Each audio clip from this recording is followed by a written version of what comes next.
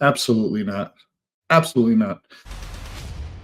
Next is the comment that I had under one of the older Tadalafil videos we did a few years ago, but people are still watching it and writing comments. And some comment wrote this. These guys need to be honest and admit that they recommend Tadalafil to open up your veins and arteries to move all that thickened blood from TRT. Is that true, Gil? Absolutely not. Absolutely not. Less than 30% of my patients are on Tadalafil. In fact, we don't really run into erythrocytosis because we manage the protocols and the frequencies correctly. And when we do run into mild erythrocytosis, it's generally a non-issue, unless you have severe comorbidities that put you at higher risks of PEs, DVTs, etc., which again, the coagulation cascade, especially intrinsic coagulation, really has nothing to do with erythrocytes. This is a platelet aggregation issue coupled with arteriosclerosis or hardening of the endothelial lining, coupled with possible calcification and plaque buildup from triglycerides and poor unmanaged years of cholesterol. And that is when erythrocytosis starts to possibly be an issue.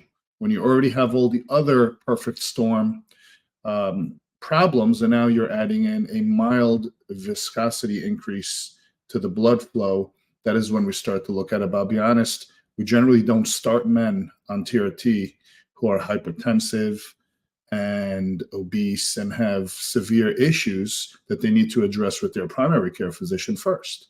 So we don't give men Tadalafil to mask a potential problem that is not a problem.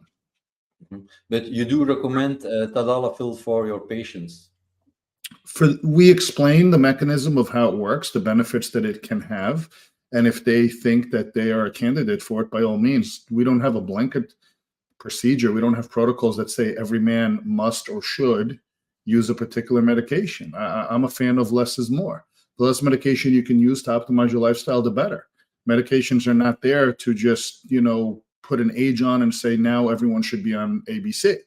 If you need it and you benefit from it and it doesn't harm you in any way, then sure. But like I said, I have about 70% of my TRT patients are not on Tadalafil. And there's nothing wrong with that. I'd love nothing more than have no patients on any medications. We don't sell medications. We're not a pharmacy.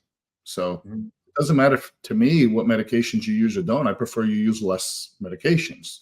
We don't get paid for giving you more drugs.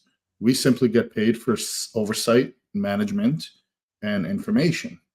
And that information may change, but if it changes to reduce the amount of medication you're on, so be it. That's a win.